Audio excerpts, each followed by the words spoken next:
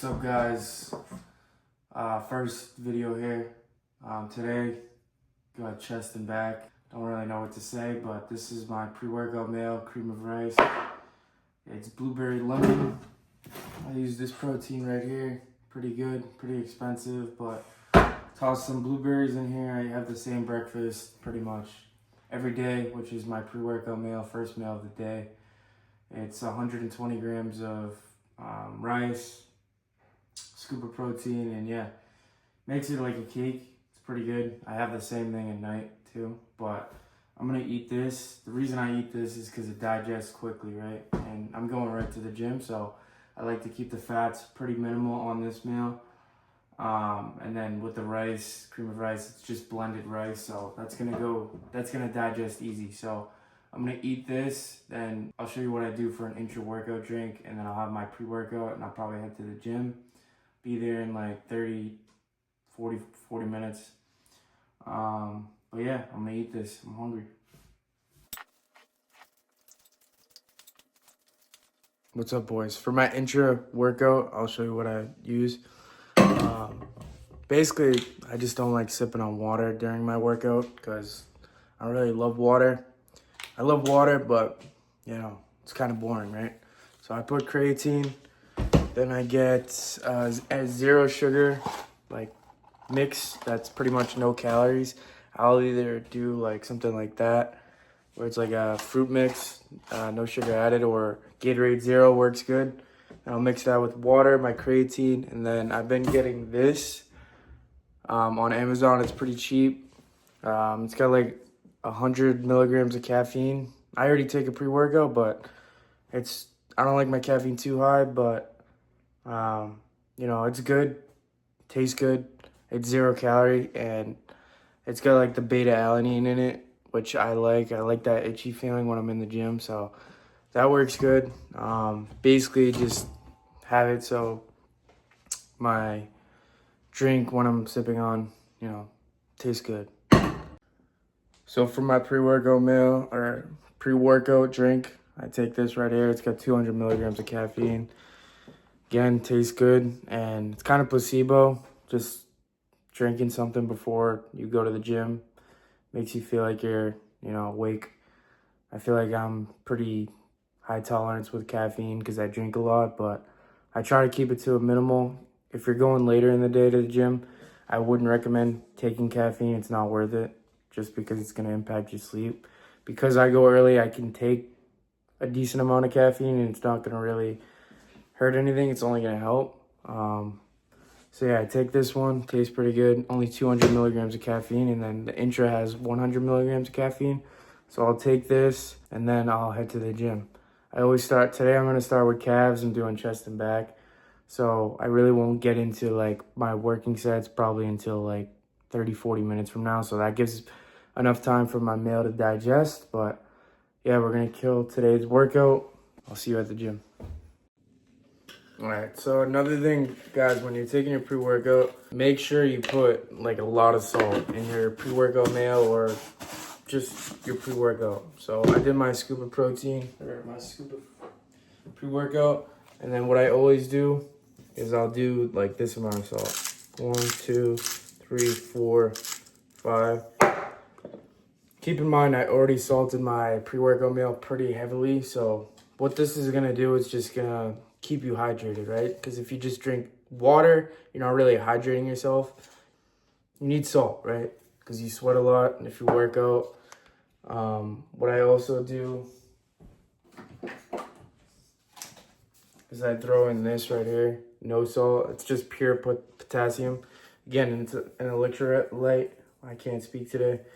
But yeah, it's going to keep you hydrated if you lift. So do your pre-workout, add that to it. And yeah, I don't know what this is. I got a straight blade.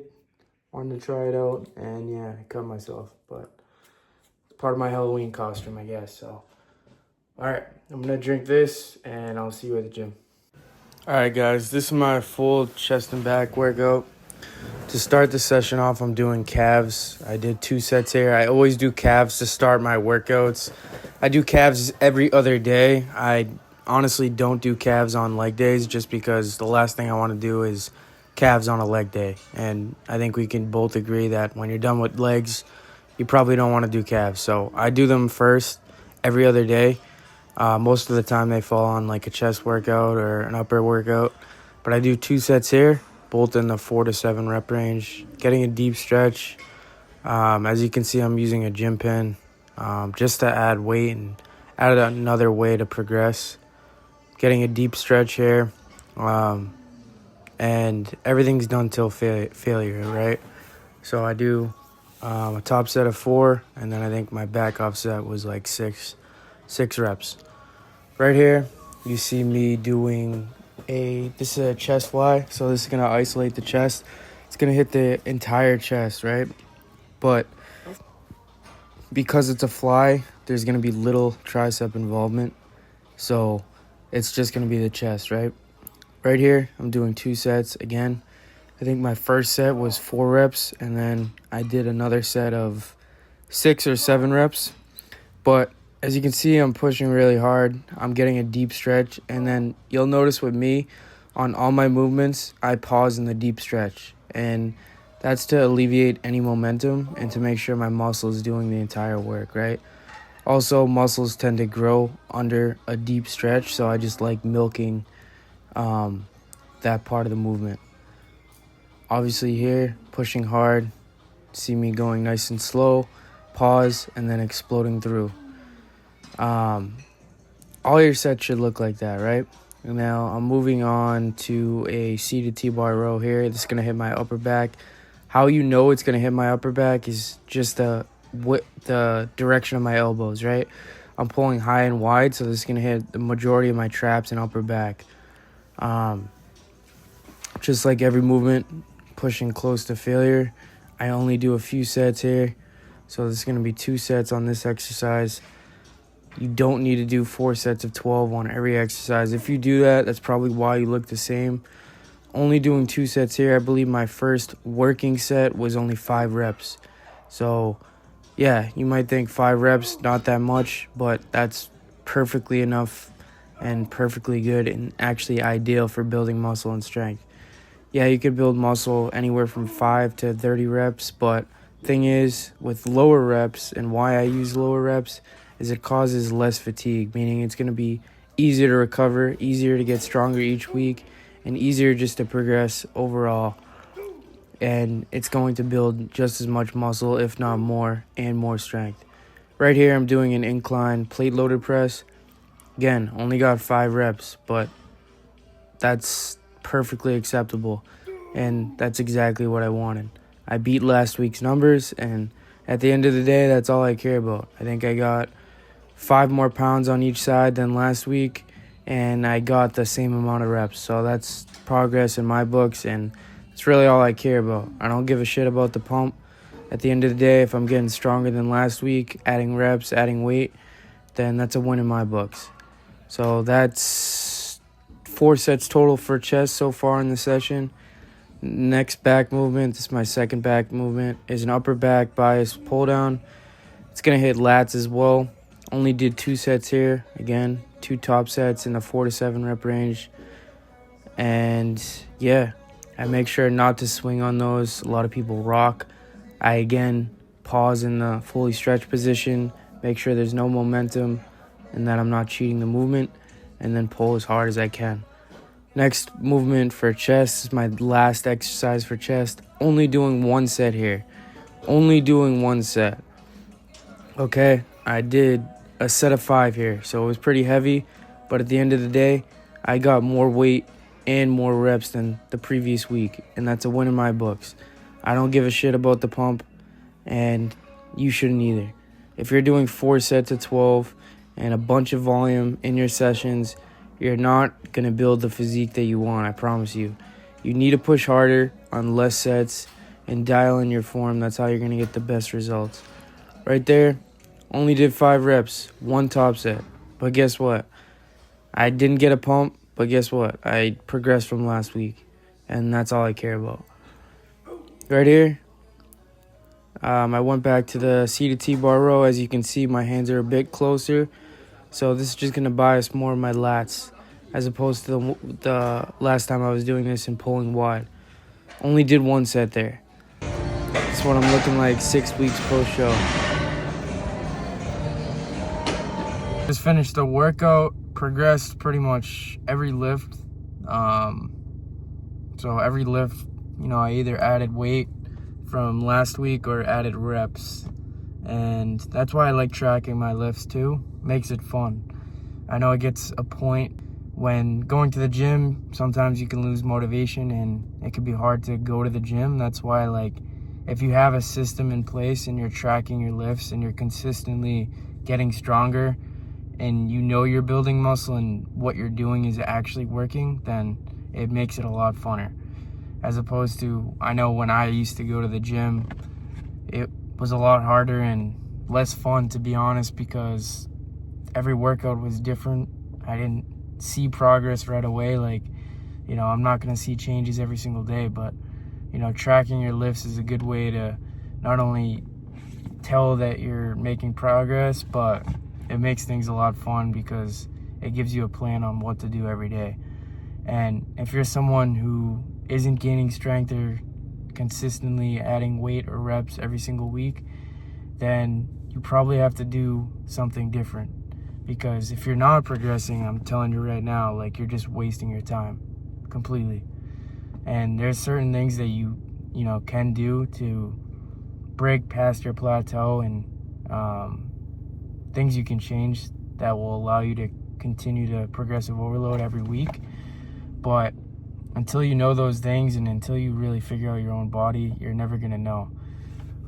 So that's why it's so important to be consistent in whatever you're doing and just make sure whatever you're doing is working, because nobody wants to go to the gym and put in all that effort, diet, eat clean, and just year after year look the same, right?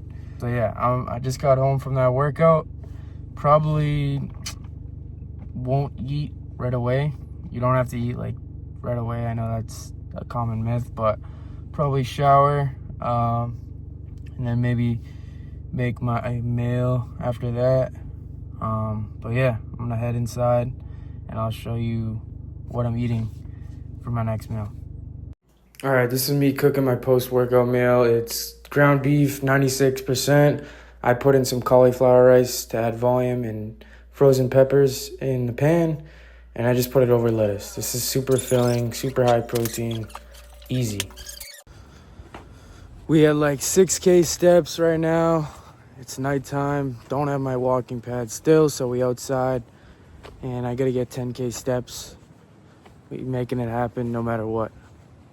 I don't give a fuck. I'm not making excuses. I'm getting my 10K steps. I already ate my dinner. Got my chicken, potatoes. Didn't show that to you because I was too hungry and I ate that. But that's all right. We got a chocolate cake waiting for us in the fridge that I already made. And I'll show you that when I'm done walking. And that's going to be my last meal. And then going to bed, waking up early, rinse and repeat. Yeah.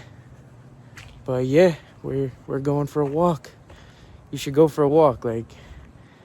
It's not hard. Get some fresh air. You don't have to sit on the couch all day. Just make sure you get your 10K steps. Adds up. And yeah. Are you trying to be fat or what? Let's go for a walk. I'm telling you. It's a game changer. My last bulks, or last gaining phases, I didn't track steps. I didn't do cardio. I thought it was counterproductive, but trust me, with someone that has a big appetite, having a step count, doing your cardio year round is super beneficial because it allows you to eat more, and just having that consistency in place allows your body to be constantly burning a few hundred more calories that you wouldn't have if you didn't do this. So it's just going to keep you leaner overall. It's going to help to improve insulin sensitivity as well as improve digestion. So even 10-minute walks after your meals, always a good idea. Go for a walk first thing in the morning. That's a good idea. And then at nighttime. And then boom, you have 10K steps. But I'm gonna bang this out. Got like 30 more minutes of walking because I didn't do much today. And then, yeah, I'm gonna get my last meal in and I'll show you what that looks like. Oh, fucking shit. Where are you? Hey! Fuck over here. Where are you? This motherfucker eating corn on the cob. Drop it.